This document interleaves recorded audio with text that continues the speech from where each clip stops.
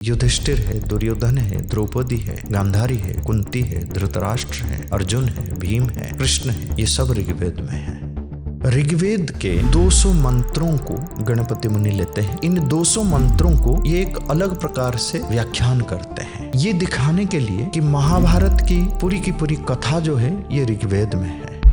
गणपति मुनि जी भगवान रमण महर्षि के प्रथम और प्रमुख शिष्य थे। उनको गणपति का अवतार माना जाता है। भगवान रमण महर्षि को स्कंद अवतार माना जाता है, कार्तिकेय माना जाता है। गणपति मुनि बहुत रिगरसली छिन्नमस्ता की उपासना करते थे। कुंडलिनी जागरण होता है और इतनी तेजी से ये जागरण होता है कि उनके जो स्कल है, जो कपाल है, उसमें एक छेद बन जाता है। वो छेद से अग्नि उत्पन्न होती है, धुआं निकलने लगती है। तो वो कपाल भेद होने के बाद रमण महर्षि ने निर्देश दिया था कोई उनको स्पर्श नहीं करेगा, क्योंकि उनको कोई स्पर्श करे तो जैसे इलेक्ट्रिक शॉक लगता है ना, ऐसे एक झटका लगेगा। मद्रास में अवधान करते वक्त उनको एक चैलेंज दिया गया था, घंटा शतकम, 1 घंटे में आपको 100 श्लोक बनाना है। उन्होंने इतने स्पीड से श्लोक बनाया, 6 मिनट में 25 श्लोक बनाए। इतनी तेजी से बनाए, जो अध्यक्षता कर रहे थे उन्होंने बोला कि भाई आप रुक जाइए। महेंद्रगिरी है जिसको परशुराम का क्षेत्र माना जाता है, गणपति मुनि वहां पे तपस्या करते थे। उन्होंने देखा कि एक व्यक्ति बहुत तेजी से उनके पास आ रहा है, एक परशु लेके और सफेद कपड़ा पहना हुआ है, और वो उनके पास आके और उनके साथ एकाकार हो गए हैं। एक शिष्य था दैवरात मुनि उनके साथ तपस्या करते थे, और इतने वो ट्रांस में चले गए तो अचानक गणपति मुनि ने देखा कि ये जब ट्रांस में चले जाते थे कुछ बड़बड़ाता रहते हैं। तो गणपति मुनि उसको लिखते जाते थे और अंत में बोले कि ये ऋग्वेद के नए मंत्र उनके माध्यम से अभिव्यक्त हो रहा है।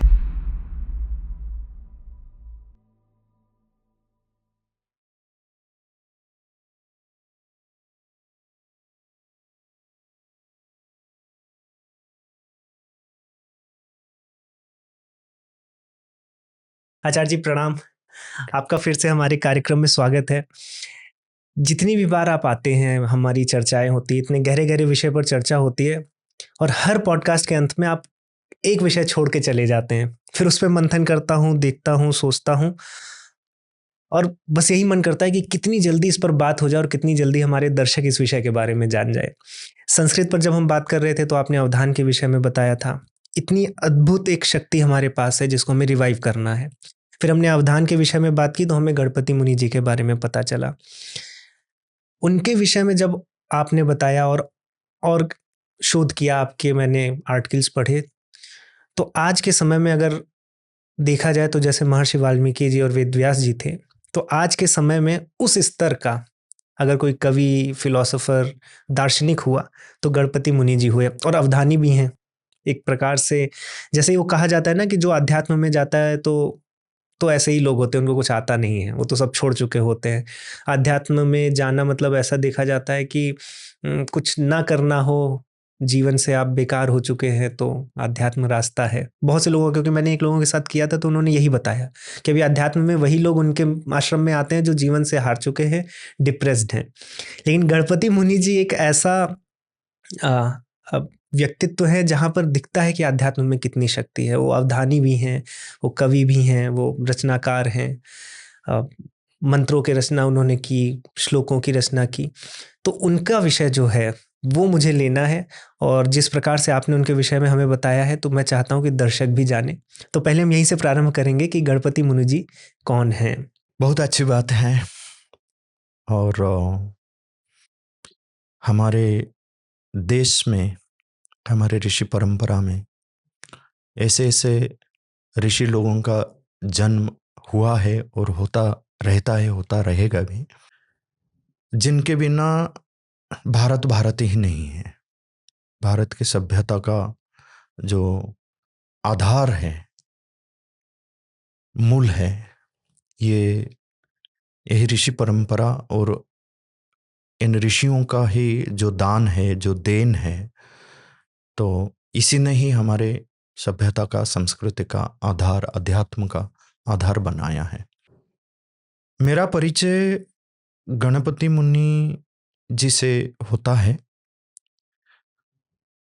1999 को, जब मैंने एक अवधान कार्यक्रम का आयोजन कर रहा था और अवधान के विषय पर थोड़ा बहुत उसी समय भी मेरा परिचय हुआ था, क्योंकि मैं श्री अरविंद आश्रम में रहता था। तो वहाँ पे एक नाम बहुत प्रसिद्ध था, कपाली शास्त्री। कपाली शास्त्री। शास्त्री कपाली शास्त्री बहुत बड़े वेद विद्वान थे, श्री अरविंद के शिष्य थे, श्री अरविंद आश्रम में रहा करते थे। उनको मैं पढ़ता था क्योंकि वो वेद के बड़े विद्वान थे और श्री अरविंद की दृष्टि से वेद का व्याख्यान करते थे। उनके सिद्धांजना भाष्य जो है ऋग्वेद के ऊपर, ये अपूर्ण है, फिर भी जितना उन्होंने लिखा है वो बहुत ही गंभीर विषय है और व्याख्यान बहुत अलग प्रकार का है। तो वो मैं पढ़ता था। कपाली शास्त्री जी के अनेक जो लेख होता था वेद के ऊपर, उपनिषदों को लेके, गीता के रहस्य के बारे में, काव्य के बारे में, उनको पढ़ते पढ़ते पढ़ते पढ़ते उनका संस्कृत में एक लेख मैंने पढ़ा, वासिष्ठ वैभवम। तो मैंने सोचा कि ये शायद वशिष्ठ ऋषि के बारे में लिखा होगा, क्योंकि पढ़ा नहीं था मैंने, केवल नाम पढ़ा। फिर वासिष्ठ वैभवम को पढ़ा तो मुझे गणपति मुनि के बारे में पता चला, क्योंकि वासिष्ठ वैभवम संस्कृत में लिखा हुआ गणपति मुनि के बायोग्राफी है, जीवनी है। उससे मुझे परिचय मिला। तो कपाली शास्त्री के माध्यम से, लेख के माध्यम से मुझे गणपति मुनि के बारे में पता चला। उसको मैं पढ़ा पूरा संस्कृत में, और बहुत ही सिंपल संस्कृत में ही लिखा हुआ है, बहुत सरल है, और अद्भुत अद्भुत चीजें इनके व्यक्तित्व के बारे में पता चला। और उस समय में अवधान का कार्यक्रम भी आयोजन कर रहा था, और उनके अवधानी एक थे, बहुत बड़े अवधानी थे गणपति मुनि। ये मुझे उनके पुस्तक से पता चला कि किस प्रकार के अवधान करते थे, कैसे करते थे। फिर उनके जीवनी के बारे में मैंने पढ़ना शुरू किया, और मुझे बहुत ज़्यादा पता नहीं था उनके बारे में। वासिष्ठ वैभवम को पढ़ने के बाद फिर मैंने उनका और एक पुस्तक मेरे हाथ में आया, जो शंकर नारायणन के द्वारा लिखा हुआ है, जो रमण महर्षि जी और गणपति मुनि दोनों के बारे में है। वह पुस्तक लघु पुस्तक है। उससे मुझे फिर उनके जीवनी के बारे में, उनके जीवन के बारे में, दर्शन के बारे में, काम के बारे में थोड़ा बहुत पता चला। उसी से मेरी यात्रा शुरू हुई गणपति मुनि के बारे में और खोज करने का। सबसे बड़ा आनंद मुझे आया जब मैंने उनके जीवनी पढ़ रहा था। उसमें एक चीज आया कि उनका जन्म 1878 को 17 नवंबर को है, और उससे मुझे लगा कि मेरा भी उनके साथ कुछ संपर्क रहा होगा, क्योंकि मेरा भी जन्मदिन 17 नवंबर को ही है। तो थोड़ा लिंक मुझे लगा कि शायद होगा कुछ संयोग इस बात पे। नहीं तो मैं इनके काम में, इनके जीवन के बारे में, दर्शन के बारे में, साहित्य के बारे में इतनी प्रबल आकांक्षा, अभिप्सा, आस्पृहा मेरे अंदर क्यों जाग रही है।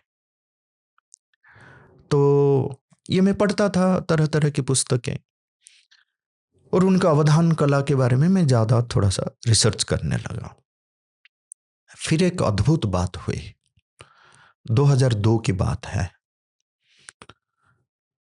तमिलनाडु में एक सरकारी ऑफिसर थे जिनका नाम था के नटेशन। वो रिटायर्ड हो चुके थे और रमणाश्रमम में रहते थे। वो गणपति मुनि जी के शिष्य थे, और उनको गणपति मुनि जी ने ये बताया था, जब उन्होंने पूछा कि मेरा क्या काम है, क्या साधना है।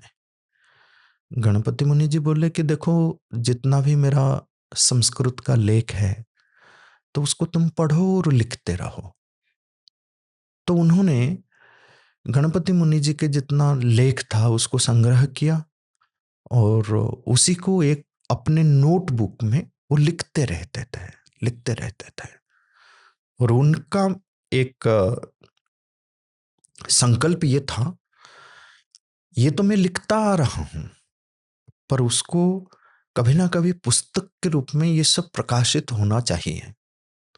आप मानिए 2002 तक गणपति मुनि जी के जितने संस्कृत में लेख है वो सब प्रकाशित नहीं हुआ था। कुछ काम प्रकाशित हुए थे, सब नहीं। कुछ प्रसिद्ध काम उनके, जैसे उमा सहस्रम है, वो प्रकाशित हुए थे। रमण चत्वारिंशत् ये प्रकाशित हुए थे। लेकिन उसके अलावा भी बहुत सारे काम थे जो नटेशन जी ने उनको संजो के रखा था। नटेशन जी के जो दामाद हैं डॉक्टर सुबोधा प्रसाद पानी, हमारा परिचय था उनसे, एक पारिवारिक परिचय आप मान लो। उन्होंने मेरे पास नटेशन जी को लेके आए 2002 को, और फिर वो लोग अपने हिसाब से ये गणपति मुनि जी के काम को पुस्तक के रूप में प्रकाशित करने का कुछ थोड़ा बहुत काम शुरू किया था। फिर बोले कि नहीं, हम इनके पास जाते हैं, ये हमारा सहयोग कर सकते हैं। तो हमारे पास आए और बोले कि ये सारा काम मैंने संजो के रखा है और हमारा प्रयास है कि कम से कम, उन्होंने ये बोला था कि मैं चाहूँगा कि मैं गुजर जाने से पहले कम से कम मेरे गुरुजी का एक पुस्तक, एक वॉल्यूम देखना चाहता हूँ प्रकाशित रूप में। मैंने बोला कि आप ऐसा क्यों बोल रहे हैं, क्योंकि वो जब आए थे ऑलमोस्ट लेट 80s में थे। ठीक है, नटेशन जी लेट 80s में थे। तो वो आए, मैंने बोला कि नहीं, आप पूरा का पूरा काम देखोगे, आप क्यों सोच रहे हो ऐसे, हम मिलके काम करेंगे। और मेरे लिए मैंने देखा कि ये तो एक दैवी संयोग है, क्योंकि जो मैं चाह रहा था गणपति मुनि जी के बारे में जानने की इतनी प्रबल आकांक्षा थी, वो खुद ही आ गए मेरे पास, मेरे घर आ गए हैं। और सारे मैन्युस्क्रिप्ट्स इसको एडिट करके, इनके काम करने का मतलब है इनके काम के माध्यम से उनकी चेतना से मैं जुड़ जाऊंगा। तो ये काम हम शुरू किए, मेरी पत्नी ने और मैंने, हम दोनों ने मिलके। तो मेरी पत्नी को कंप्यूटर का ज्ञान है, तो वो हैंड रिटन मैन्युस्क्रिप्ट से कंप्यूटर में सारे जो लेख है उसको वो टाइपिंग करती थी। उसका रोमन वर्जन भी बनाती थी और देवनागरी वर्जन भी बनाते थे।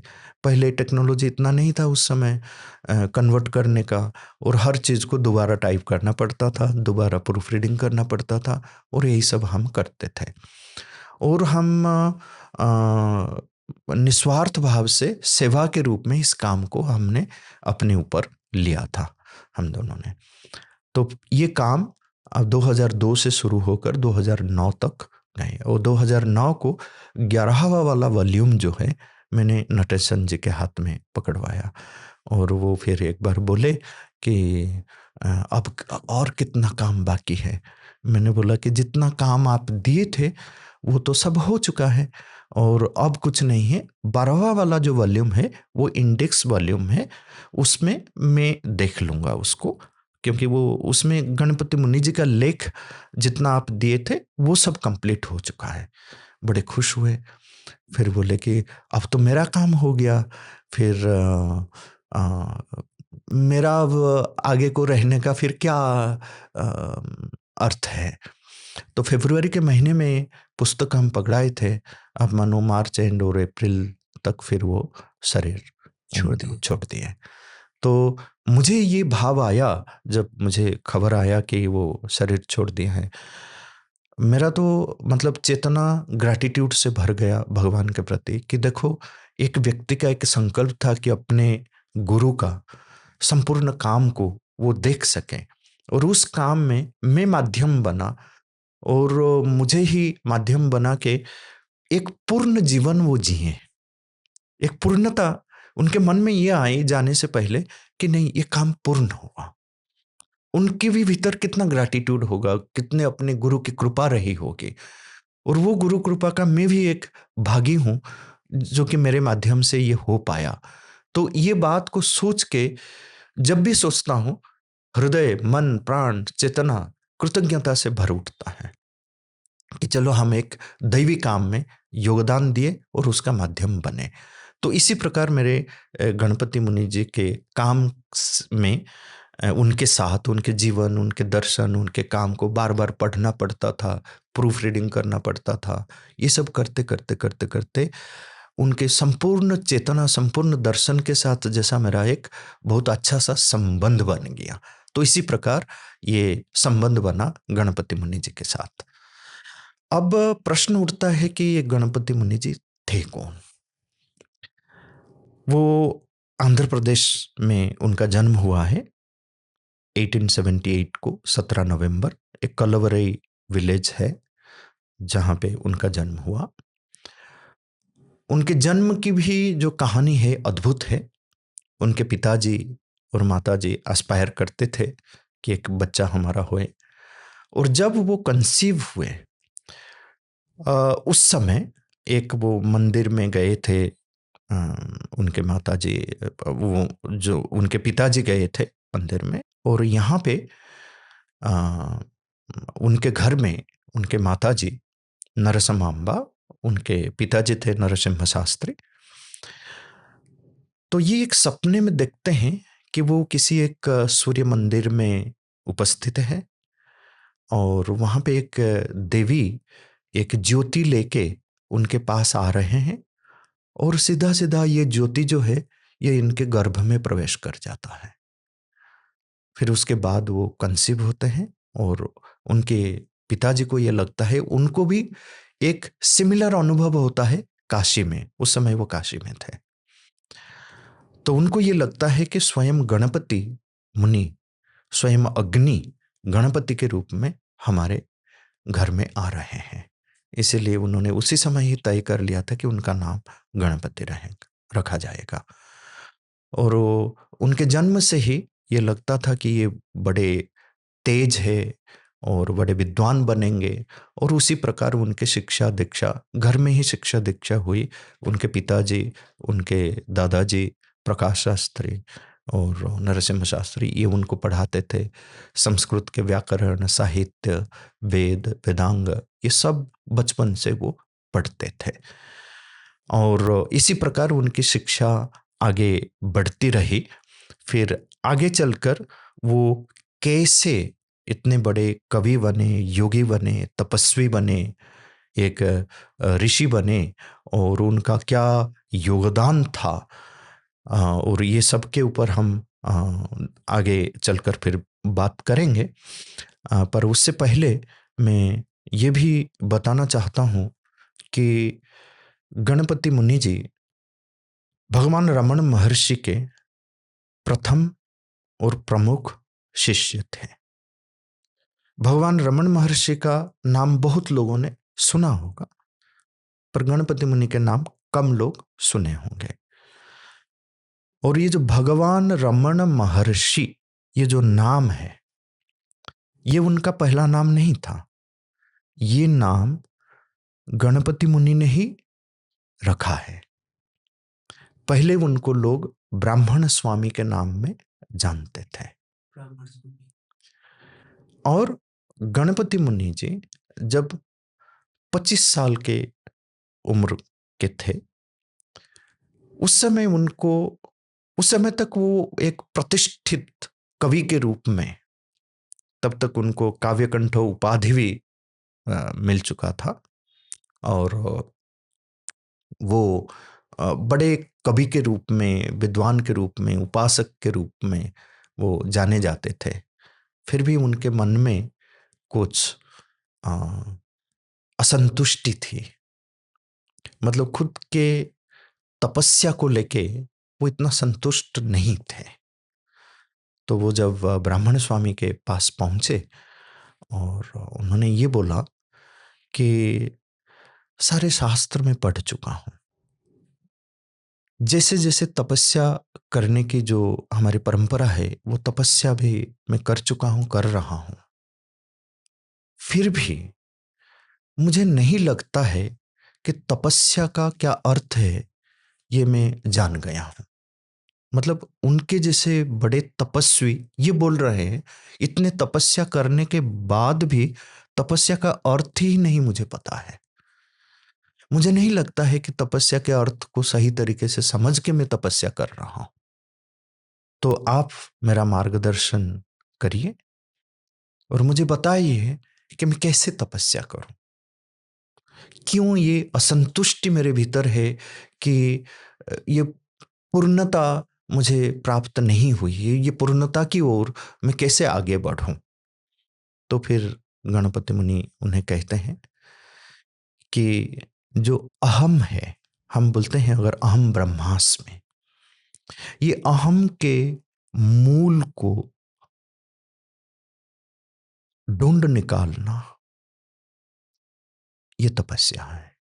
ब्राह्मण स्वामी कहते हैं। ब्राह्मण स्वामी कहते हैं कि अपने भीतर अगर स्वयं ब्रह्म हो, जो बोलते हैं कि अहम ब्रह्मास्मि, ये अहम तत्व को, ये ब्रह्म तत्व को स्वयं में ढूंढ निकालना, ये तपस्या है।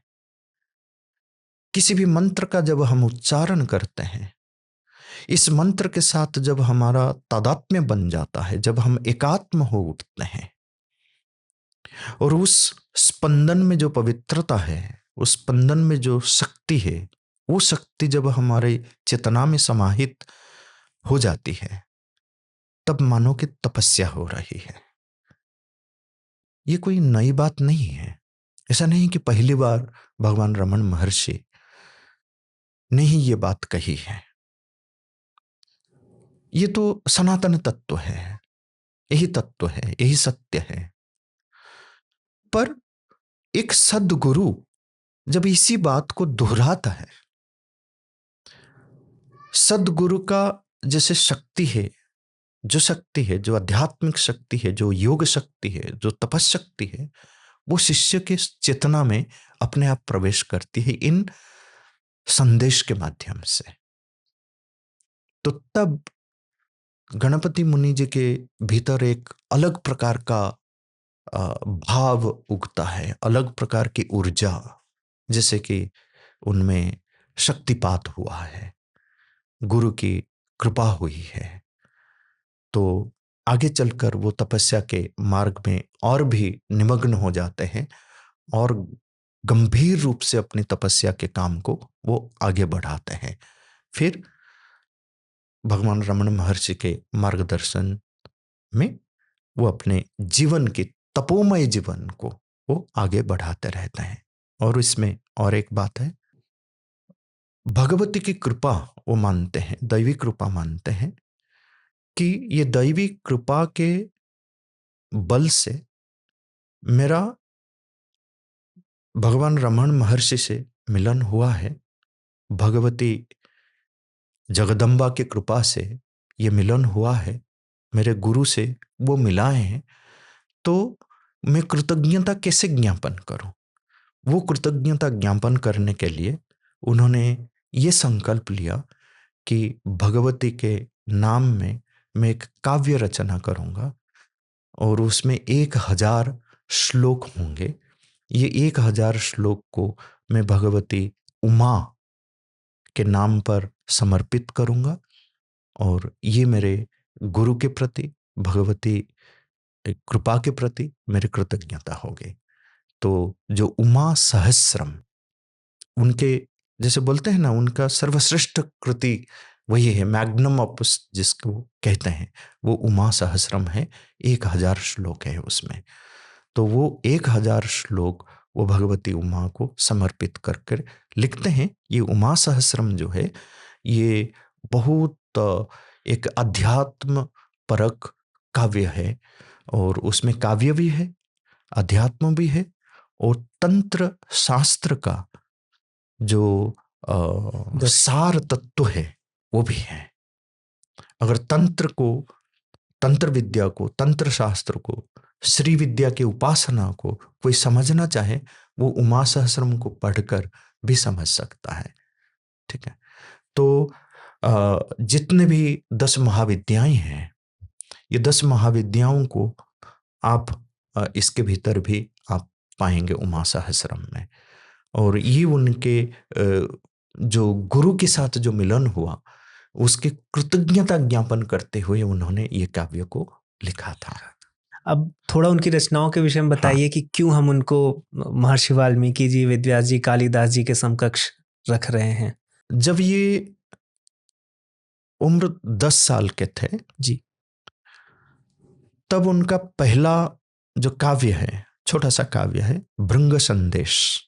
भृंग संदेश, हाँ, 10 साल की उम्र में उन्होंने लिखा था। और उनके अंदर ये कविता स्वयं ही उत्पन्न होती थी। काव्य करना जैसे उनके स्वभाव में है, उनकी चेतना में है। जहां बैठते थे वो काव्य आ जाता था उनके अपने में, वो काव्य रचना कर लेते थे। और बड़े रोचक कहानियां है उनके जीवन में, किस प्रकार के प्रतिभा संपन्न थे। और एक बात ये भी मैं बताना चाहता हूं कि गणपति मुनि जी कहीं एक जगह स्थिर होकर तपस्या नहीं करते थे। समग्र भारतवर्ष में, कभी कर्नाटक में, कभी कश्मीर में, कभी आंध्र प्रदेश में, कभी तमिलनाडु में, कभी ओडिशा में। और मैं तो बड़ा भाग्यशाली मानता हूं, मेरा जो क्षेत्र है विरजा क्षेत्र जाजपुर, वो विरजा क्षेत्र में भी जाके गणपति मुनि ने तपस्या की है विरजा मंदिर में। भुवनेश्वर में रह के तपस्या की है, काशी में, कांचीपुरम में, कहां कहां नहीं रहे हैं वो।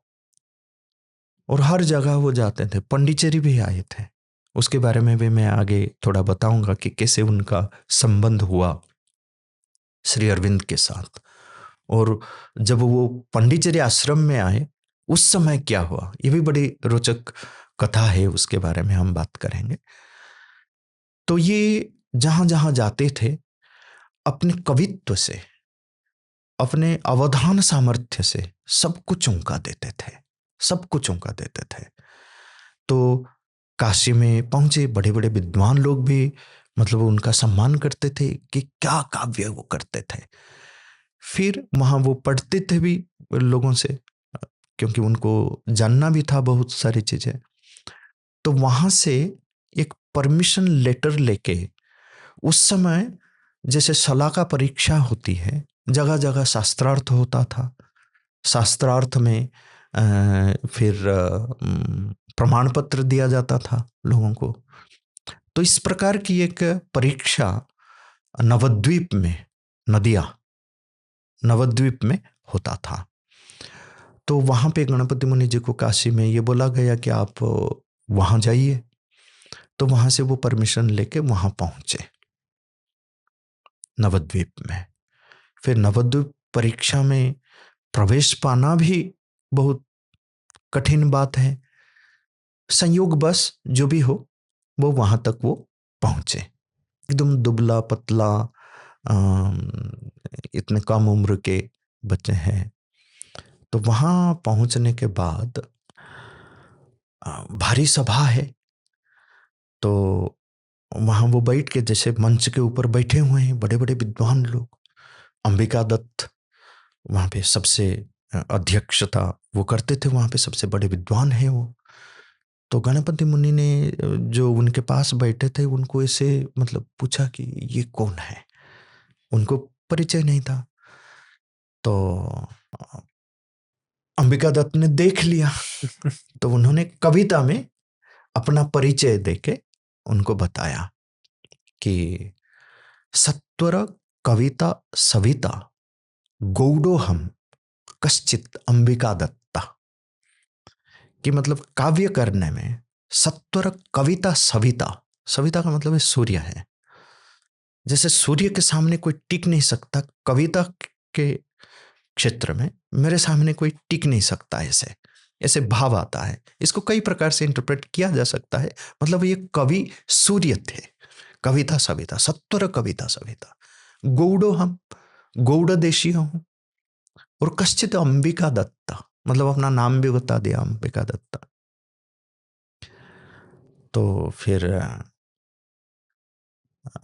गणपति मुनि ने जिस छंद में उन्होंने बताया, उसी छंद में अपना परिचय देते हुए बताया, गणपति रीति कवि कुलपति अतिदक्षो दाक्षिणात्यो हम। बोले मैं दाक्षिणात्य हूं, दक्षिण से आया हूं, अतिदक्ष और कवि कुलपति, कवियों के परंपरा में मैं पति हूं, स्वामित्व है काव्य करने में। बता तो दिया, सब चौंक गए कि कितने मतलब शुद्ध रूप में उन्होंने बताया। और फिर आगे चलकर उन्होंने और भी थोड़ा बात किया, क्योंकि उन्होंने अपना नाम बताया अंबिका दत्त, और ये थे गणपति मुनि। तो उन्होंने फिर आगे चलकर बताया उनको भी चौंका दिया ये बता के, भवान दत्त अहम तो औरस, आप तो दत्त हो, अंबिका दत्त मतलब माता जी की कृपा, अहम तो औरस, मैं तो स्वयं गणपति हूं। तो ऐसे करके ये सभा चले और उसमें जितने प्रश्न पूछे गए सारे प्रश्नों का उत्तर एक एक करके इस प्रकार दिए कि संपूर्ण सभा चौंक गई। स्वयं अंबिका दत्त खड़े हो गए, गले लगाए और उनको काव्य कंठ की उपाधि वहां पे प्रदान की गई कि आज से ये काव्य कंठ गणपति मुनि के रूप में जाना जाएंगे। वहां पे प्रमाण पत्र लेके फिर वो आते हैं काव्य कंठ बन के। कविता करना उनके स्वभाव में ऐसा था। मद्रास में अवधान करते वक्त उनको एक चैलेंज दिया गया था, घंटा शतकम, मतलब 1 घंटा समय दिया जाता है, 1 घंटे में आपको 100 श्लोक बनाना है। और लोग बैठे हुए, आप जैसे जैसे बोलते जाएंगे वो लिखते जाएंगे। 1 घंटे में 100 श्लोक बनाना है। उन्होंने इतने स्पीड से श्लोक बनाया, 6 मिनट में 25 श्लोक बनाए। इतनी तेजी से बनाए, जो अध्यक्षता कर रहे थे उन्होंने बोला कि भाई आप रुक जाइए, इसी प्रकार अगर आप यही स्पीड से जाओगे, कविता करोगे तो 1 घंटे में 250 श्लोक बन जाएगा। तो आपके कवित्व की प्रतिभा तो इसी से ही प्रमाणित हो गया। तो इतने बड़े कवि थे। और काव्य रचना के क्षेत्र में अगर हम संपूर्ण संस्कृत साहित्य में सारे काव्यों को ले लेते हैं, चाहे हम कालिदास को पढ़ें, भर्तृहरि को पढ़ें, जितने भी बड़े बड़े कवि हैं, माघ को पढ़ें, भारवी को पढ़ें, जितने बड़े बड़े कवि हैं उनको हम पढ़ें, तो हर कवि ने छंदों के माध्यम से अपना काव्य लिखा है। और कितने छंदों का प्रयोग हुआ होगा। महाभारत में आप देखो कि 18 छंदों का प्रयोग है, रामायण में 13 छंदों का प्रयोग है, कालिदास में देखिए, भर्तृहरि में देखिए। मतलब आप ये मानिए कि अगर 30-35 छंदों के साथ हमारा संपर्क होता है, हम समझ जाते हैं, तो संपूर्ण लौकिक संस्कृत साहित्य को समझने में दिक्कत नहीं होगी, क्योंकि 30-35 से ज्यादा छंदों का प्रयोग किसी कवि ने किया नहीं। और आगे चलकर आप देखिए, गणपति मुनि एक ऐसे कवि थे जिन्होंने अपने संपूर्ण साहित्य में 70 छंदों का प्रयोग किया है। 70 छंदों का प्रयोग केवल गणपति मुनि ने की है। और अपने उमा सहस्रम छंद जो काव्य है, उमा सहस्रम में ही 29 छंदों का प्रयोग है। छंद के प्रयोग के बारे में अगर हम बात करना चाहें तो इतनी सरलता के साथ और इतनी दक्षता के साथ वो छंदों का प्रयोग करते थे। और उनके तो काव्य में ऐसा है कि ये एक प्रार्थना है, प्रार्थना को इस प्रकार लिखते थे।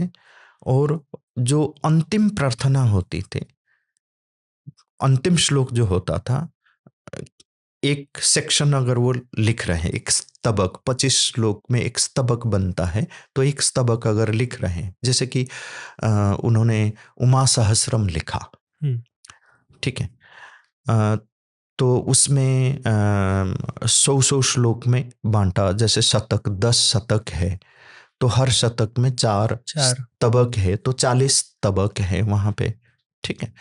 तो हर एक स्तबक में 25 श्लोक रहते हैं, और एक एक स्तबक एक एक छंद में होता है। छंद का रिपीटिशन भी हुआ है, इसलिए 40 अलग अलग छंद न होके 29 छंद है।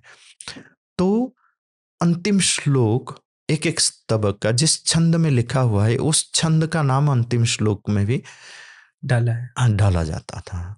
तो इस प्रकार वो लिखते थे। वो भगवती की प्रार्थना जो करते हैं उसके अर्थ को भी दर्शाए, साथ ही साथ वो छंद का नाम भी उसमें स्पष्ट हो जाए। और छोटे छोटे अक्षर वाले छंदों का प्रयोग भी बड़ी कुशलता के साथ वो करते थे। 4 अक्षर वाले छंद, 6 अक्षर वाले छंद, 5 अक्षर वाले छंद, 6 अक्षर वाले छंद, इनका प्रयोग भी बहुत ज़्यादा उन्होंने किया है। 10 अक्षर वाले छंद, 9 अक्षर वाले छंद, जिसका प्रयोग यूजुअली आप अनुष्टुप देखते हो तो सीधा उसके बाद त्रिष्टुप छंद देखते हो। तो छोटे छोटे अक्षर वाले छंद का प्रयोग कम होता था, तो और बड़ी सरलता के साथ उसको करते थे। जैसे तनुमध्या एक छंद है, 6 अक्षर वाले, तो उसमें वो लिखते थे, कई प्रकार के श्लोक लिखते थे। और उसको ये सारे जो छंद है वो गेय बन जाता है, इतना गेय है, आप उसको बहुत सरलता के साथ, सरसता के साथ, मधुरता के साथ आप गा सकते हो इसको। तो इस प्रकार वो लिखते थे। तो काव्य रचना में बड़े अद्भुत अद्भुत काव्य रचना करते थे। और भाव और भक्ति, इसको भी, इसकी भी गांभीर्य जो है, आप देखो, एक मैं उदाहरण देता हूं, क्योंकि वो उनको गणपति का अवतार माना जाता है, और भगवान रमण महर्षि को मतलब स्कंद अवतार माना जाता है, कार्तिकेय माना जाता है। प्राचीन में स्कंद जो है, क्या बोलते हैं कि वो गणपति और स्कंद दोनों भाई भाई होते हैं, और यहाँ भी ये दोनों जैसे गुरु शिष्य बनकर आते हैं। तो गणपति का पूजन भी करते थे, गणपति की आराधना भी करते थे, इंद्र की आराधना भी करते थे। उनके कुछ कामों के बारे में भी हम बात करेंगे, अद्भुत प्रकार के काम उनका है। तो गणपति का पूजन करते हुए वो एक बार बोलते हैं, देखिए इसमें भक्ति भी है, किस प्रकार की भक्ति है, और किस प्रकार के तादात्म्य, किस प्रकार के भाव और किस प्रकार के संबंध वो अपने देवता के साथ वो बनाते थे। तो वो एक श्लोक में बोलते हैं गणपति को, बोलते घोरम करोमि न तपो यदि ते पराधा।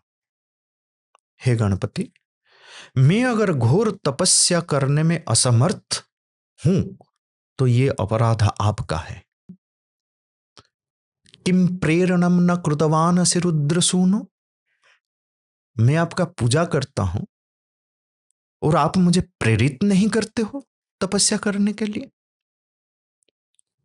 अगर आप मुझे ये बोलोगे कि नहीं नहीं नहीं, मैं तो प्रेरित करता रहता हूं, तुम नहीं तपस्या कर रहे हो, अगर बात यह है आप मुझे प्रेरित कर रहे हो और मैं तपस्या नहीं कर रहा हूं, संप्रेरितश्च भवता यदि नाचरेयम, अगर आपने संप्रेरितश्च भवता, आपके द्वारा प्रेरित होकर भी, मतलब आपने प्रेरणा दी और मैं नहीं कर रहा हूं, यदि नाचरेयम संप्रेरणस्य तव का गजवक्त्र शक्ति, क्या आपके संप्रेरण की, आपकी प्रेरणा की यही शक्ति है कि आप प्रेरणा दी और मैं नहीं कर पा रहा हूं। मतलब इस प्रकार वो अपने भगवान के साथ बात करते थे कि क्यों नहीं प्रेरित करते हो? अगर प्रेरित करते हो तो क्या आपकी प्रेरणा की यही शक्ति है कि मैं नहीं करूंगा? तो जब वो सब अपनी तपस्या में असंतुष्ट हो जाते थे, इसी प्रकार अपनी देवता के साथ बात करते थे। इसमें छंद भी देखिए, काव्य भी देखिए, अलंकार भी देखिए, सब दृष्टि से, काव्य की दृष्टि से, साहित्य की दृष्टि से, अध्यात्म की दृष्टि से, एक इतने मतलब इतने रिचनेस है उसमें, ठीक है ना? मतलब काव्य रचना में, चाहे गद्य काव्य हो या पद्य काव्य हो, शास्त्र निर्माण करने की, काव्य निर्माण करने की हर विधाओं का प्रयोग उन्होंने अपने साहित्य में किया है। तो उनके भाष्य रचना भी है, उनके सूत्र ग्रंथावली भी है, उनके उपन्यास भी है। उपन्यास की शैली में उन्होंने उपन्यास भी लिखा है, उन्होंने आयुर्वेद पर भी लिखा है, उन्होंने तंत्र विद्या पर भी लिखा है, उन्होंने ज्योतिष शास्त्र पर भी लिखा है, साहित्य पर भी लिखा है, वेद भाष्य पे किया है उन्होंने, वेद के ऊपर भी लिखा है, और इस प्रकार सूत्र शैली में भी लिखा है, भाष्य शैली में लिखा है, गद्य शैली में लिखा है, पद्य शैली में लिखा है। मतलब हर प्रकार के विधाओं का प्रयोग, और इतने दक्षता के साथ ये इनके पूरे साहित्य में किसी को भी मिलेगा। साहित्य की दृष्टि से भी उनके साहित्य का, उनके काव्य का, उनके रचनाओं का एक समीक्षण भी कोई कर सकता है। पर अभी तक उनके साहित्य जो थे, जो है, मैंने जैसे प्रारंभ में बताया, उनके संपूर्ण जो संस्कृत रचनाओं को हमने अलग अलग विभाग में रखकर 11 वॉल्यूम में उसको प्रकाशित किया है। ऋग्वेद के 200 मंत्रों को गणपति मुनि लेते हैं। इन 200 मंत्रों को ये एक अलग प्रकार से व्याख्यान करते हैं, ये दिखाने के लिए कि महाभारत की पूरी कथा जो है ये ऋग्वेद में है, और महाभारत के कुछ प्रसिद्ध चरित्र जो है, युधिष्ठिर है, दुर्योधन है, द्रौपदी है, गांधारी है, कुंती है, धृतराष्ट्र है, अर्जुन है, भीम है, कृष्ण है, ये सब ऋग्वेद में है। तो ऋग्वेद के 200 मंत्रों का व्याख्यान वो उसी प्रकार करते हैं जिसमें महाभारत का स्टोरी लाइन दिखाते हैं और महाभारत के चरित्रों का भी व्याख्यान वहां पे करते हैं। अद्भुत ग्रंथ है भारत चरित्र में मानसा। और इसके ऊपर उन्होंने आंध्र विश्वविद्यालय में एक सीरीज ऑफ लेक्चर भी तेलुगु में दिया था इसी विषय पर, वो भी रिकॉर्डेड है। और संस्कृत में उनका जो ग्रंथ है भारत चरित्र में मानसा। और ये भी माना जाता है कि जैसे आपने भी सुना होगा कि तंत्र जो है वो वेद से हटकर, वेदांत से हटकर एक अलग प्रकार का शास्त्र है, आगम शास्त्र है।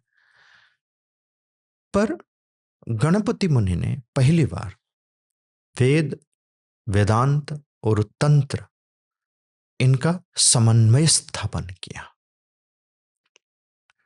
काली है तो काली की उपस्थिति वेद में, और कौन से वेद मंत्र में हम काली महाविद्या की उपासना कर सकते हैं। जैसे तंत्र में महाविद्या है, इसी प्रकार उपनिषदों में विद्याओं का वर्णन है। ब्रह्मसूत्र में 32 प्रकार के विद्याओं का वर्णन है, और 32 से अधिक विद्याओं का वर्णन भी है उपनिषदों में है। लेकिन एक व्यवस्थित रूप में अगर कहा जाए कि कहाँ एक जगह हमको सारी विद्याओं का वर्णन मिलेगा तो ब्रह्मसूत्र में है। तो उपनिषदों की जो विद्या है, गणपति मुनि ने एक करेस्पॉन्डेंस, एक जो लिंक है तंत्र की महाविद्या, उपनिषदों की विद्या, उनमें एक समन्वय स्थापन किया। ये सब महाविद्या सूत्रों में मिलता है। तो ये महाविद्या सूत्र को पढ़ने के बाद यही भाव उत्पन्न होता है कि पहली बार किसी ने वेद, वेदांत और तंत्र, इनका एक समन्वय स्थापन किया। उदाहरण स्वरूप जैसे उपनिषदों की संवर्ग विद्या है, इस संवर्ग विद्या को वो काली महाविद्या के साथ जोड़ते हैं। काली तंत्र में जिस प्रकार वर्णन है, काली महाविद्या का जो तत्व है, वो तत्व संवर्ग विद्या में, उपनिषदों की संवर्ग विद्या में है। वहां पे प्राण की महत्ता क्या है, यहाँ पे काली और काल, काली जो है काल का स्त्रीलिंग है, तो वहां पे प्राण का महत्व क्या है काल में, संवर्ग विद्या में प्राण का महत्व क्या है। इस प्रकार बहुत ही सुंदर तरीके से उन्होंने वेद, वेदांत और तंत्र का समन्वय स्थापन किया है। और एक बात है, गणपति मुनि बहुत रिगरसली छिन्नमस्ता की उपासना करते थे। अरुणाचल, अरुणाचल मतलब तिरुवन्नामलाई में जहाँ रमणाश्रम है, तो वहाँ पे जो पहाड़ है तो उसका नाम है अरुणाचल, ठीक है। तो वो इसलिए उस जगह का नाम भी अरुणाचल है। तो वो अरुणाचल में रह के, रमणाश्रम में रह के वो वहाँ पे तपस्या करते थे। उस समय की बात है, ये 1922 की बात है। वहाँ पे उनकी ये स्थिति होती है छिन्नमस्ता की उपासना में, कुंडलिनी जागरण होता है और इतनी तेजी से ये जागरण होता है कि उनके जो स्कल है, जो कपाल है, उसमें एक छेद बन जाता है। वो छेद से अग्नि उत्पन्न होती है, धुआं निकलने लगती है। फिर सब लोग जो उनके आसपास थे वो देखते थे और वो पूरा एकदम तेजियान बन गए हैं। और फिर जाके रमन महर्षि जी को बताए। फिर रमन महर्षि दौड़ के आए और उनके सर पे हाथ रखे और कैस्टर ऑयल उनके सर पे डाले। इसको कपाल भेद कहा जाता है। ये कपाल भेद का जो अनुभूति है वो बहुत कम लोगों को होता है, और जिनको होता है वो उसी समय शरीर छोड़ देते हैं, क्योंकि वो उसी मार्ग में ही चले जाते हैं। पर ये कपाल भेद होने के बाद 14 साल और गणपति मुनि जिए, क्योंकि गणपति मुनि का जो समाधिस्थ हुए वो 1936 को हुआ। तो 1922 में उनका कपाल भेद हुआ। तो वो कपाल भेद होने के बाद उनके शरीर में ऊर्जा इतनी बढ़ गई कि रमन महर्षि ने उनको ये निर्देश दिया था कि वो कभी भूमि में नहीं चलेंगे, कठाऊ पहन के चलेंगे, और कोई उनको स्पर्श नहीं करेगा, क्योंकि उनको कोई स्पर्श करे तो जैसे इलेक्ट्रिक शॉक लगता है ना, ऐसे एक झटका लगेगा। और उसी के साथ साथ उनको स्वर्ण सिद्धि भी प्राप्त हुई थी। स्वर्ण सिद्धि का मतलब है कोई भी मेटल अगर उनके स्पर्श में आ जाता था तो वो गोल्डन बन जाता था, गोल्डन कलर बन जाता था, गोल्ड नहीं बनता था, गोल्डन कलर बन जाता था। तो इतना मतलब उनके शरीर में, जैसे उपनिषदों में ये सब वर्णन है ना, योगाग्निमयम शरीरम, उनका शरीर जैसे योगाग्निमय बन गया था। वैद्युत शक्ति प्रवाहित होने लगते थे उनके शरीर के माध्यम से। तो कभी कभी लोग भी मतलब इसको टेस्ट करने के लिए कभी उनको वो बुलाते थे तो चटाई के अंदर पैसा या कुछ वो डाल देते थे, पर वो गणपति मुनि जान लेते थे कि यहाँ पे कोई मेटल होगा, क्योंकि उनको भी कुछ लगता था। तो लोग अपने घर में भी, मैंने ऐसे सुना है, कोई कोई लोग जो करते थे तो वो जो गोल्डन बन गया था उसको संजो के रखे हैं अपने पास। ऐसी कहानी सुनी है, कितनी सच्चाई है मुझे मालूम नहीं है, पर हुआ होगा, लोगों के अंदर वो क्यूरियोसिटी रहा होगा। पर इनको इस प्रकार की सिद्धि प्राप्त हुई थी। और कपाल भेद के बाद उनकी जो रचना हम अगर देखेंगे तो उसमें में भी एक अलग प्रकार का जो भाव है, अलग प्रकार का जो गांधीर्य है, वो भी उनकी रचना में दिखाई पड़ता है। और आगे चलकर देखिए, गणपति मुनि जी जो थे उनके जीवन का 3 ध्येय था। वैदिक सनातन धर्म का पुनर्जागरण, ये उनका चरम लक्ष्य था। उसके साथ साथ तपस्या के बल पर, तपस्या के बल पर भारत माता को विदेशियों के जो हाथ से मुक्त करना। भारत माता के मुक्ति के लिए वो कठोर तपस्या करते थे। कितने पत्र लिखे हैं संस्कृत में रमण महर्षि को, अपने गुरु को, कि भगवान जितनी कठोर तपस्या हो सकती है इतनी कठोर तपस्या मैं करता रहता हूं, पर जो होना चाहिए वो क्यों नहीं हो रहा है। और वो भारत की स्वतंत्रता के बारे में बात करते थे। 1924 को जो तमिलनाडु में और बेलगांव में दक्षिण में कांग्रेस का जो अधिवेशन था उसमें भी वो भाग लिए थे। और उसमें एक बात ये भी हुई थी, वहाँ पे ये सब चर्चाएं होती थी कि हमारी भाषा क्या होगी, ऑफिशियल लैंग्वेज क्या होगी भारत की मुक्ति के बाद। तो उसमें एक मीटिंग में महात्मा गांधी ने स्पष्ट रूप में ये कह दिया था कि भारत स्वतंत्रता प्राप्त करने के उपरांत हिंदी हमारी भाषा होगी। तो वहाँ पे गणपति मुनि ये बोले थे कि जब तक संस्कृत भारत की भाषा नहीं रहेगी भारत की दशा सही नहीं होगी। संस्कृत भारत की भाषा है और भारत उसको अपना भाषा बना के रखे। भारत स्वतंत्र होने के उपरांत संस्कृत को ही उसकी भाषा बनाया जाए। उसको इतना प्रेम था संस्कृत में, संस्कृत के अलावा वो और कोई भाषा बोलते ही नहीं थे। तेलुगु में बोलते थे, वो बहुत कम संस्कृत में बोलते थे। सारी रचनाएं उनके संस्कृत में है, तेलुगु में भी उनकी रचनाएं हैं पर बहुत कम है संस्कृत की तुलना से। तो ये उनके संस्कृत के प्रति प्रेम और भारत के प्रति प्रेम है। तो इसी प्रकार बहुत सारे रोचक कहानियां हैं। और जो महेंद्रगिरी है जिसको परशुराम का क्षेत्र माना जाता है, पश्चिम ओडिशा में श्रीकाकुलम के पास महेंद्रगिरी है जिसको परशुराम का क्षेत्र माना जाता है। कहते हैं कि आज भी परशुराम के जो उपस्थिति है उसको वहां पे अनुभव किया जा सकता है। गणपति मुनि वहां पे तपस्या करते थे 20 दिन तक, बिना खाए बिना पिए वहीं पे वो, मतलब उनको उठने का ही मन नहीं करता था। इतने डीप वो ट्रांस में चले गए थे उस जगह में, स्वाभाविक रूप में। उस जगह का ये महत्व ये बताते हैं कि यहाँ पे तो बैठते ही ये अपने आप कोई चला जाता है। फिर जो 20th डे है उस दिन ऐसा उनको एक उपलब्धि हुई कि उन्होंने देखा कि एक व्यक्ति बहुत तेजी से उनके पास आ रहा है, एक परशु लेके और सफेद कपड़ा पहना हुआ है, और वो उनके पास आके उनको कुछ मतलब बोल रहे हैं और उनके साथ एकाकार हो गए हैं। फिर उन्होंने ये कहा, अपना एक शिष्य था दैवरात, उनका नाम है दैवरात, वो उनके साथ जाते थे तपस्या के लिए।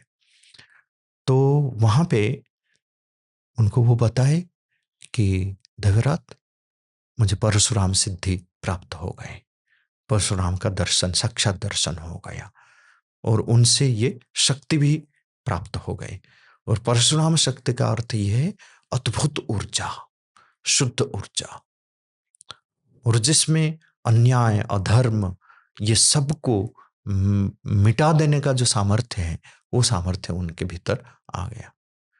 और इसी सामर्थ्य के बल पर, जैसे मैंने बताया कि उनका एक लक्ष्य था कि वैदिक सनातन धर्म का पुनर्जागरण और ये भारत माता की मुक्ति, एक और सामाजिक समस्या के साथ उस समय के वो लड़ते थे, क्योंकि इस समस्या को ये ब्रिटिश लोग लेके आए थे वहां पे, अस्पृश्यता निवारण, अनटचेबिलिटी। वो इस पर शास्त्र भी लिखे हैं और शास्त्र के आधार पर ये बताते हैं कि अस्पृश्य करके कोई है नहीं। शास्त्र के आधार पर वो लिखते हैं। ये अस्पृश्यता निवारण को लेकर उन्होंने बहुत मतलब एक एक्टिविस्ट के रूप में उस समय वो काम किए। इसलिए बहुत सारे जो उस समय का ऑर्थोडॉक्स लोग थे तो वो उनके अगेंस्ट थे, उनका विरोध करते थे, और इस प्रकार उनका जीवन होता था। और एक रोचक बात यह है कि जो दैवरात मुनि के बारे में मैंने बताया, वो उनके शिष्य थे। दैवरात मुनि एक बार उनके साथ तपस्या करते थे, और इतने वो ट्रांस में चले गए, उनको संस्कृत का इतना ज्ञान भी नहीं था। उनके साथ रहते थे, उनके सेवा करते थे, और उनके साथ बैठ के मेडिटेशन करते थे। तो अचानक गणपति मुनि ने देखा कि ये जब ट्रांस में चले जाते थे, कुछ बड़बड़ाता रहते हैं। तो उन्होंने पास जाकर सुना कि ये क्या बड़बड़ा रहे हैं। तो कुछ ध्वनि तो स्पष्ट थे, कुछ ध्वनि अस्पष्ट थे। अस्पष्ट ध्वनि को छोड़कर जो स्पष्ट ध्वनि था, तो गणपति मुनि उसको लिखते जाते थे। मतलब एक शिष्य में कुछ हो रहा है, गुरु बैठ के उसको लिख रहे हैं, और अंत में जितना उनको स्पष्ट सुनाई दिया वो सबको लिखे, वो सबको ऑर्गेनाइज किए, और बोले कि ये ऋग्वेद के नए मंत्र उनके माध्यम से अभिव्यक्त हो रहा है। इस प्रकार 400 मंत्र का उद्धार हुआ है, और उस पर स्वयं गणपति मुनि उस पर एक भाष्य भी लिखे हैं। छंदो दर्शनम के नाम पर यह पुस्तक प्रकाशित हुआ है भारतीय विद्या भवन से, जिसमें इन मंत्रों को ऋषि छंद देवता के रूप में, जैसे व्यासदेव ने किया था ऋग्वेद का, तो उसी प्रकार विभाजन करके उस पर भाष्य लिखे हैं गणपति मुनि। ये एक अद्भुत गुरु शिष्य की कहानी है। शिष्य को मंत्र दर्शन हो रहा है, और गुरु उसको लिख रहे हैं, उस पर भाष्य लिख रहे हैं, और शिष्य को एक मंत्र दृष्टा ऋषि के रूप में स्वयं सम्मानित करते हैं।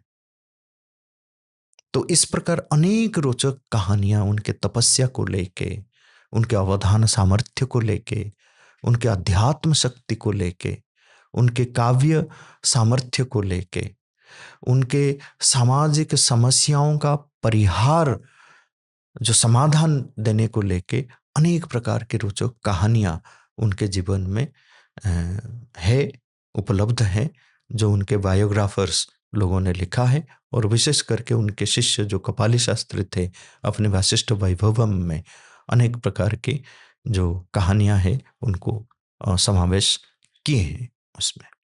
और आचार्य जी, जैसे आप बता रहे हैं कि भारत के प्रति जो उनके अंदर प्रेम था, तो उनके विषय में पढ़ते हुए ये भी पता चला कि उन्होंने स्वयं से एक भारत का संविधान भी लिखा था कि अगर भारत मुक्त होता है तो भारत कैसा होना चाहिए, किस विधि विधान का पालन होना चाहिए, इसके विषय में भी बताइए। उनके मन में ये चिंता भी थी कि भारत स्वतंत्रता को प्राप्त तो करेगा ही, पर भारत स्वतंत्र होने के बाद उसका संचालन कैसे होगा। तो इस विषय पर भी वो बहुत चिंतित होते थे। और 1934 को वो स्वयं अकेले बैठ के भारत का संविधान प्रणयन किया शास्त्रों के आधार पर। और वहाँ पे संविधान संबलित अनेक शब्दावली ऐसे हैं जिन शब्दावलियों को आप पढ़ो तो प्राचीन काल में इन शब्दावलियों के प्रयोग ज़्यादातर, जैसे राज्य के संचालन के लिए, राज्य के कार्य के संपादन के लिए जिन शब्दावलियों का प्रयोग होता था वैदिक समय में, तो उन शब्दावलियों का प्रयोग भी उन्होंने किया है, जैसे नरिष्ठा, मंडली, इस प्रकार के शब्दों का प्रयोग किया है। और 560 सूत्रों में उन्होंने जो संविधान बनाया है, शास्त्र आधारित संविधान, इसका नाम है साम्राज्य निबंधनम। और ये यही लिखते हैं कि भारताय इदं प्रक्रियते, भारत के लिए ही ये बनाया गया है। भारत के स्वभाव, स्वधर्म और भारत की जो परंपरा है, भारत के जो धर्मशास्त्र की परंपरा है, स्मृति शास्त्र की परंपरा है, दर्शन शास्त्र की परंपरा है, समाज शास्त्र की जो परंपरा है, ये सबको समाहित करते हुए उन्होंने 560 सूत्रों में अलग अलग विषयों को लेके भारत का संचालन हमारे शास्त्र आधारित कैसे हो सकता है, ये साम्राज्य निबंधनम शास्त्र को बनाया है। तो इसका भी मतलब अध्ययन होके हो सकता है कि आज के जो संविधान है हमारे, हो सकता है कि बहुत सारे तत्व उनमें से ऑलरेडी होगा, या तो जैसे हमारे प्राचीन धर्मशास्त्र में, स्मृति शास्त्र में जैसे रहता था, तो इस प्रकार के एक शास्त्र है और उसमें से कुछ प्रेरणा ली जा सकती है, पर इसका एक गहरा अध्ययन होना चाहिए जो अभी तक नहीं हुआ है। एक बात और भी मैं बताना चाहता हूँ कि वो श्री अरविंद आश्रम आए उससे पहले उनके कुछ शिष्य जो ऑलरेडी आके श्री अरविंद आश्रम में रह चुके थे, और 1928 को 15 अगस्त उस समय वो आते हैं। श्री अरविंदो का जन्मदिन होता है 15 अगस्त को, तो उस समय वो 1928 को गणपति मुनि आते हैं श्री अरविंद आश्रम में। और श्री अरविंद का दर्शन जब होता है तो उनको ये दिखता है, श्री अरविंद ऐसे दिखते हैं कि जैसे कि 500 साल से कोई ऋषि यहाँ बैठा हुआ है, और दिव्य पुरुषलु, ऐसे तेलुगु भाषा में उन्होंने, उनका मुंह से निकल पड़ा कि ये एक दिव्य पुरुष का दर्शन हुआ। हालांकि श्री अरविंद और गणपति मुनि उन दोनों के बीच कोई बातचीत नहीं हुई, वो दूर से उनको देखें, क्योंकि श्री अरविंद बात नहीं करते थे किसी से। 1926 के बाद वो किसी से बात नहीं की हैं, केवल जितना आवश्यक है माता जी उनसे बात करते थे, लेकिन अन्य किसी से वो बात नहीं करते थे। 1950 तक 24 साल वो अपने एक ही प्रकोष्ठ में अपनी तपस्या में मग्न थे।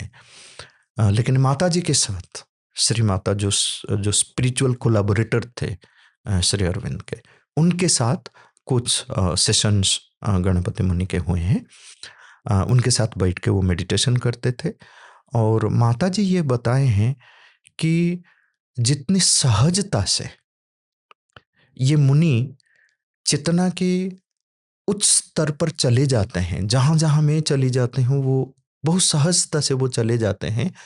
तो आज तक मैंने ऐसा कोई साधक नहीं देखा है जो उस चेतना तक इतने सहज भाव से वो चले जाते हैं।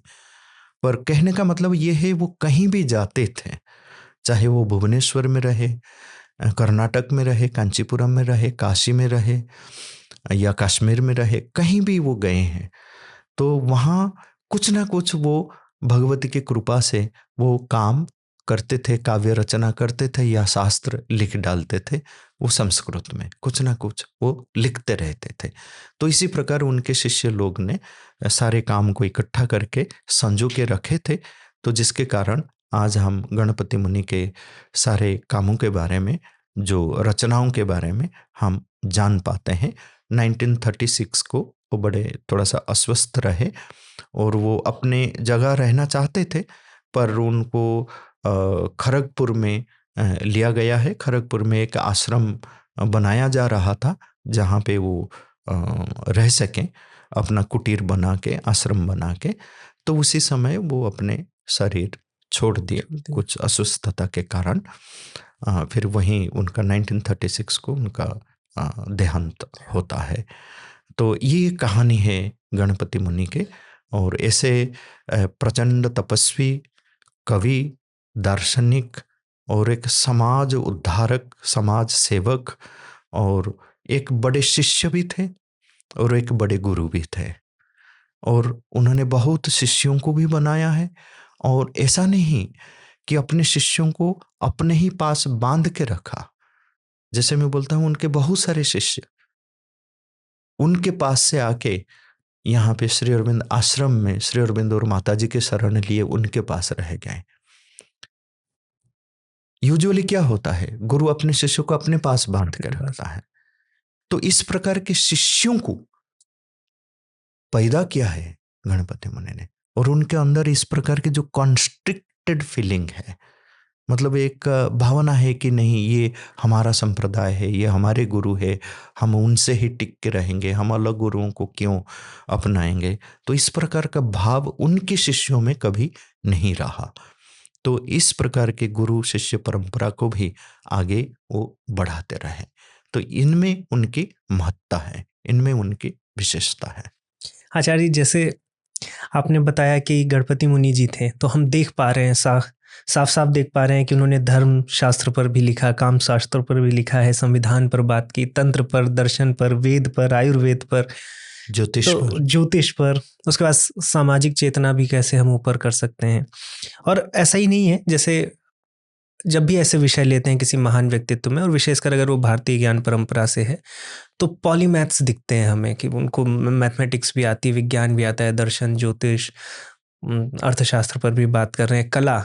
यहाँ पर क्या होता है आज के समय में कि किसी को विज्ञान आता है तो पहले ही बोल देता है मैं गणित का व्यक्ति हूँ, मुझसे कला नहीं होगी।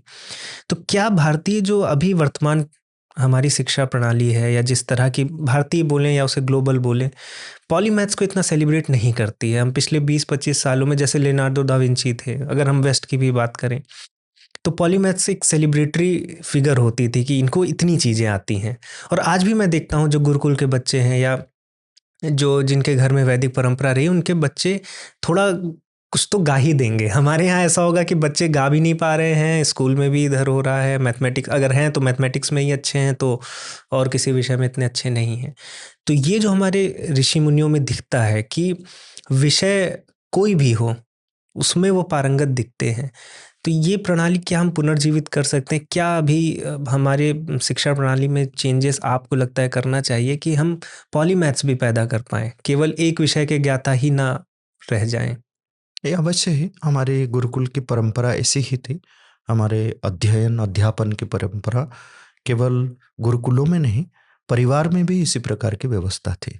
जैसे गणपति मुनि अपने पिताजी से, अपने दादाजी से, अपने परिवार में भी ऐसे ऐसे लोग होते थे जो प्रकांड विद्वान होते थे, वो अपने बच्चों को सिखाते थे। घर में से संस्कार मिलता था, फिर गुरुकुलों में से गुरुओं की कृपा से भी संस्कार मिलता था। तो एक गुरुकुल और परिवार, उनके बीच भी एक संबंध होता था। एक कम्युनिटी एजुकेशन की हम बात करें तो आजकल क्या होता है कि स्कूली सिस्टम में जैसे स्कूल है और कम्युनिटी है, कम्युनिटी का स्कूल के साथ कोई संबंध नहीं रहता है। माँ बाप भी बोलते हैं कि भाई हमने तो स्कूल में दे दिया, फीस दे दिया, स्कूल देखेगा, वो एजुकेट कर देगा, पर घर में वो एजुकेशन नहीं दिया जाता है। उसमें एक तालमेल होना चाहिए, समन्वय एक होना चाहिए। ये केवल स्कूल का ही दायित्व नहीं है और केवल परिवार का भी दायित्व नहीं है। परिवार का भी जितना दायित्व है, स्कूल का भी उतना दायित्व है। स्कूल का भी जितना दायित्व है, परिवार का भी उतना दायित्व है। जैसे मैंने अवधान के पॉडकास्ट में भी ये समझाया था कि ग्रहण, धारण, स्मरण, सामर्थ्य जो है, तो जब बच्चे बड़े होते हैं, उनके जो आंतरिक सामर्थ्य है, उनके आंतर विकास को हम गुरुकुल व्यवस्था में ज्यादा ध्यान दिया जाता था। आंतर विकास को, उनके इनर ग्रोथ को, उनके इनर फैकल्टीज जो होते थे उसको कैसे हम बढ़ाएं, समर्थ बनाएं। तो अंदर से अगर कोई समर्थ है, जिनका आंतरिक विकास हुआ है, जिनके इंद्रियों में संस्कार है, मन शुद्धि है, चित्त शुद्धि है, बुद्धि शुद्धि है, शरीर शुद्धि है, बोलते हैं ना आधार शुद्धि है, तो उसको आप किसी भी काम में लगाइए, वो सुचारू रूप से उसको संपन्न कर सकता है।